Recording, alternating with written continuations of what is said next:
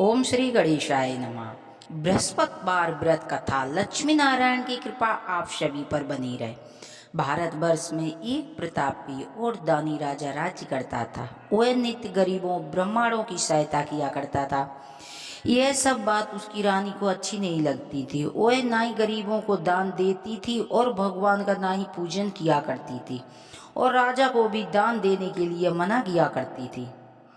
एक दिन राजा शिकार खेलने वन को गए हुए थे, तो रानी महल में अकेली थी। उसी समय बृहस्पति देव साधु का रूप धारण कर महल में भिक्षा के लिए आए और भिक्षा मांगी। तो रानी कहने लगी कि हे साधु महात्मा, मैं तो इस दान पुण्य से तंग आ गई हूँ। मेरे से तो घर का कार्य समाप्त नहीं होता है, और धन लुटाने के लिए तो हमारे पति देवी है बहुत हैं। मेरी ऐसी इच्छा है कि हमारा सारा धन नष्ट हो जावे और मैं आराम से रह सकूं। साधु ने कहा, हे देवी, तुम तो बड़ी विचित्र हो। धन और संतान तो पुत्र और लक्ष्मी के पापी के घर भी होना चाहिए। यदि तुम्हारे पास अधिक धन है तो भूखे मनुष्यों को भोजन करवाओ, प्याऊ लगवाओ, बाग बगीचे लगवाओ, मुसाफिरों के लिए धर्मशाला खुलवाओ, जो निर्धन कुमारी कन्या है उनका विवाह करा दो। ऐसे और कई काम जिनके करने से तुम्हारे यश और परलोक फैलेगा। परंतु रानी पर उपदेश का कोई प्रभाव नहीं पड़ा। वह बोली, महाराज, आप मुझे कुछ न समझाएं। मैं तो ऐसा धन न रखना चाहती हूँ कि जिससे मैं बांटती फिरूं। साधु ने उत्तर दिया, तुम्हारी ऐसी इच्छा है तो ऐसा ही होगा। मैं तुम्हें बताता हूँ, वैसा ही करना कि बृहस्पति के दिन घर को गोबर से लीपना, नहाते समय अपने केशों को धोना, और राजा से कहना कि हजामत बनवा के आए। भोजन में मांस मदिरा खाना, कपड़ा धोबी को डालना। इतना 307 बृहस्पतिवार करोगे कि तुम्हारा सभी धन नष्ट हो जाएगा। इतना कहकर साधु महात्मा वहां से अंतर्ध्यान हो गए। साधु के कहने के अनुसार रानी ने वैसा ही किया कि 3 बृहस्पतिवार ही बीते, उनका सभी धन नष्ट हो गया। भोजन के लिए परिवार तरसने लगा। तब एक दिन राजा ने रानी से बोले कि हे रानी, तुम यहाँ पर रहो, मैं दूसरे देश को जाऊं, क्योंकि मैं यहाँ कोई कार्य नहीं कर सकता हूँ। यहाँ मुझे सभी लोग जानते हैं, इसीलिए देश चोरी परदेश भीख बराबर होती है। ऐसा कहकर राजा परदेश चला गया। वहाँ वह जंगल से लकड़ी काट कर लाता था और शहर में बेचता था। इस तरह वह अपना जीवन व्यतीत करने लगा। इधर राजा के घर परदेश जाते ही रानी और दासी दुखी रहने लगी। एक बार जब रानी और दासी को 7 दिन बिना भोजन के रहना पड़ा, तो रानी ने अपनी दासी से कहा कि हे दासी, यहाँ पास ही नगर में मेरी बहन रहती है। वो बड़ी धनवान है। तू उसके पास जा, कुछ ले आ, ताकि थोड़े बहुत गुजर बस हो जाएगी। दासी रानी की बहन के पास गई। उस दिन गुरुवार था और रानी की बहन उस समय बृहस्पतिवार का व्रत की कथा सुन रही थी। दासी ने रानी की बहन को अपनी रानी का संदेश दिया, लेकिन रानी की बड़ी बहन ने कोई उत्तर नहीं दिया। तब दासी को रानी की बहन से कोई उत्तर नहीं मिला तो वह बहुत दुखी हुई, और आकर उसे क्रोध भी आया दासी से के पास रानी को सारी बात सुना दी। रानी ने अपने भाग्य को कोसा। इधर रानी की बहन ने सोचा कि मेरी बहन की दासी आई थी, परंतु मैं उससे नहीं बोली, इससे उसे बहुत दुख हुआ होगा। कथा सुन और पूजन समाप्त कर वह अपनी बहन के घर आई और कहने लगी कि ये बहन, मैं बृहस्पतिवार की व्रत की कथा सुन रही थी। तुम्हारी दासी गई मेरे घर थी, परंतु जब तक कथा होती है तब तक ना ही उठते हैं, ना ही बोलते हैं, और ना ही बोलते, इसीलिए मैं नहीं बोली। कहो दासी क्यों गई थी? रानी बोली, बहन, तुमसे क्या छिपाऊं, हमारे घर में खाने तक के लिए अनाज नहीं था। ऐसा कहते कहते रानी के आंखों में आंसू भर आए। उसने दासी समेत पिछले 7 दिनों भूखे रहने की सारी बात विस्तार पूर्वक सुना दी। रानी की बहन बोली, देखो बहन, भगवान बृहस्पति देव सबकी मनोकामनाएं पूरी करते हैं। शायद तुम्हारे घर में भी अनाज रखा हो। पहले तो रानी को विश्वास नहीं हुआ, पर बहन के आग्रह करने पर दासी घर के अंदर गई तो सचमुच एक घड़ा बेजर का भरा मिला। यह देखकर दासी बड़ी हैरान हुई और दासी रानी से कहने लगी, हे रानी, जब हमको भोजन नहीं मिलता तो हम रोज व्रत करते हैं, इसीलिए इनसे व्रत की कथा और विधि पूछ ली जाए तो हम भी व्रत किया करेंगे। तब रानी और बहन ने बृहस्पतिवार व्रत के बारे में पूछा। उसकी बहन ने बताया, बृहस्पतिवार के व्रत में चने की दाल मुनक्का से विष्णु भगवान के केले की जड़ में तथा पूजन करें और दीपक जलावे। बृहस्पति भगवान प्रसन्न हो तब उनकी पूजा विधि बताकर रानी की बहन अपने घर लौट गई। 7 दिन के बाद जब गुरुवार आया तो रानी उनके दासी ने व्रत रखा। गुड़साल से जाकर चना गुड़ बीन लाई, जिस उससे केले की जड़ तथा विष्णु भगवान का पूजन किया। अब पीला भोजन कहाँ से आवे, बहुत दुखी थी क्योंकि उन्होंने व्रत रखा था। इसी कारण बृहस्पति भगवान प्रसन्न थे, इसीलिए वे साधारण व्यक्ति का रूप धारण करके 2 थालों में सुंदर पीला भोजन दासी को दे गए और भोजन पाकर दासी प्रसन्न हुई और रानी से कहने लगी, रानी चलो भोजन कर लो। रानी बोली, तू ही भोजन कर ले क्योंकि तू हमारी व्यर्थ में हंसी उड़ाती है। दासी बोली, यह महात्मा भोजन दे गया है, इसीलिए हम साथ साथ भोजन ग्रहण करेंगे। इसके बाद वे सभी गुरुवार को व्रत और पूजन करने लगी। बृहस्पति भगवान की कृपा से उनके पास फिर से धन संपत्ति आ गई, परंतु रानी फिर पहले की तरह आलस करने लगी। तब दासी बोली, देखो रानी, तुम पहले भी इसी प्रकार आलस करती थी, तुम्हें धन रखने से कष्ट होता था, इस कारण सभी धन नष्ट हो गया, और अब जब भगवान बृहस्पति देव की कृपा से धन मिला है फिर तुम्हें आलस हो गया है। रानी समझाते हुए दासी से कहने लगी कि दासी कहने लगी कि हे रानी, हमने बड़ी मुसीबतों के पास ये धन पाया है, इसीलिए हमें दान पुण्य करना चाहिए, भूखे मनुष्यों को भोजन कराना चाहिए और धन शुभ कर्मों में खर्च करना चाहिए, जिससे तुम्हारे कुल का यश बढ़े और स्वर्ग में प्राप्ति हो। पितृ प्रसन्न होंगे। दासी की बात मानकर रानी अपना धन शुभ कर्मों में खर्च करने लगी, जिससे पूरे नगर में यश फैलने लगा। एक दिन राजा दुखी होकर जंगल में एक पेड़ के नीचे आसन जमाकर बैठ गया। वो अपनी दशा को याद करके व्याकुल होकर रोने लगा। बृहस्पतिवार का दिन था। एकाएक उसने देखा कि निर्जल वन में एक साधु प्रकट हुए हैं। वह साधु भीष्म में स्वयं बृहस्पति देवता थे। लकड़हारे के सामने आकर बोले, हे लकड़हारे, इस सुनसान जंगल में तू किस चिंता में मग्न बैठा है? लकड़हारे ने दोनों हाथ जोड़कर प्रणाम किया और उत्तर दिया कि हे महात्मा जी, आप सब कुछ जानते हो, मैं क्या कहूँ। यह कहकर रोने लगा और साधु को संपूर्ण कहानी सुना दी कि महात्मा दयालु होते हैं। महात्मा जी ने कहा, तुम्हारी स्त्री ने बृहस्पति देव के भगवान का निरादर किया था, जिस कारण बृहस्पति देव रुष्ट होकर उन्होंने तुम्हारी यश दशा को ये दशा कर दी है। आप तुम किसी बात की चिंता मत करो, दूर करके मेरे कहने पर चलो, तुम्हारे सब कष्ट दूर हो जाएंगे और भगवान पहले से अधिक धन भी देंगे।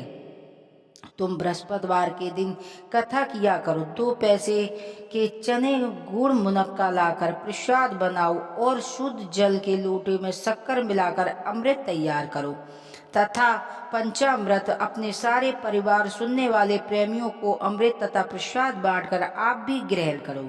ऐसा कहकर भगवान तुम्हारी सभी मनोकामनाएं पूरी करेंगे। साधु के ऐसे वचन सुनकर लकड़हारा बोला, हे प्रभु, मुझे लकड़ी बेचकर इतना पैसा नहीं मिलता है कि मैं भोजन के उपरांत कुछ बचा सकूं। मैंने रात्रि में अपनी रानी को व्याकुल देखा है, मेरे पास कुछ भी नहीं है जिससे उसकी खबर मंगा सकूं। साधु ने कहा, हे लकड़हारे, तुम किसी बात की चिंता मत करो।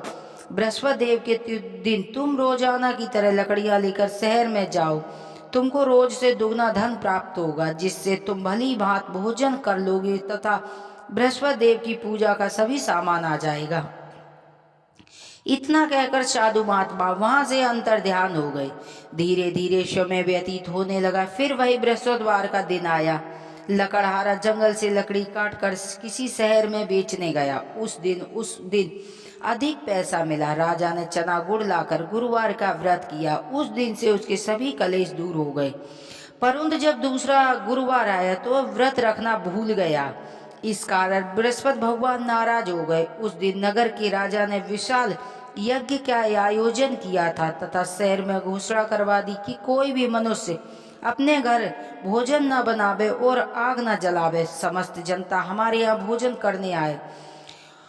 इस आज्ञा को जो न मानेगा उसे फांसी की सजा दी जाएगी। इस तरह की घोषणा संपूर्ण नगर में करवा दी। राजा की आज्ञा अनुसार शहर के सभी लोग भोजन करने आए, लेकिन लकड़हारा कुछ देर से पहुंचा। इसीलिए राजा अपने घर 7 लिवा लाए कि भोजन करा ही रहे थे। रानी की दुष्ट नजर उस खुट्टी पर पड़ी कि जिस पर उस पर सोने का हार लटका हुआ था। वहां न दिखाई दिया तो रानी ने निश्चय किया कि मेरा हार इसी मनुष्य ने चुरा लिया है। उसी समय सिपाहियों को बुलवाकर राजा को कारागार में डलवा दिया। जब लकड़हारा कारागार में पड़ गया, बड़ा दुखी होकर विचार करने लगा कि न जाने कौन से पूर्व जन्म के लिए कर्म मुझे ये दुख प्राप्त हुआ है। और उसी साधु को याद करने लगा कि जो उस जंगल में मिला था। उसी समय तत्काल बृहस्पति साधु का रूप प्रकट हुए और उसकी दशा देखकर कहने लगे, अरे मूर्ख, तुमने बृहस्पति देव का अपराध की कथा नहीं कही थी, जिस कारण तुम्हारे लिए ये दुख प्राप्त हुआ है। अब तुम किसी बात की चिंता मत करो कि बृहस्पति के दिन कारागार के दरवाजे पर 4 पैसे मिलेंगे। तुम उससे बृहस्पति देव की पूजा करना, जिससे तुम्हारे सभी कष्ट दूर हो जाएंगे। बृहस्पति के दिन 4 पैसे मिले। लकड़हारे ने कथा कही। रात्रि में बृहस्पति देव ने उस नगर के राजा को स्वप्न में कहा, हे राजा, तुमने जिस आदमी को कारागार में बंद करवा दिया है वह निर्दोष है, वह राजा है। रानी का हार उसी खुट्टी पर लटका हुआ है। यदि तुमने ऐसा नहीं किया तो तेरे कारागार को नष्ट कर दूंगा। इस तरह रात्रि में स्वप्न देखकर राजा प्रातःकाल उठा। खुंटी पर हार लटका देखकर लकड़हारे को बुलवाकर क्षमा मांगी तथा लकड़हारे को एक युग वस्त्र और आभूषण देकर विदा किया। बृहस्पति देव की आज्ञा अनुसार राजा अपने नगर को चल दिया।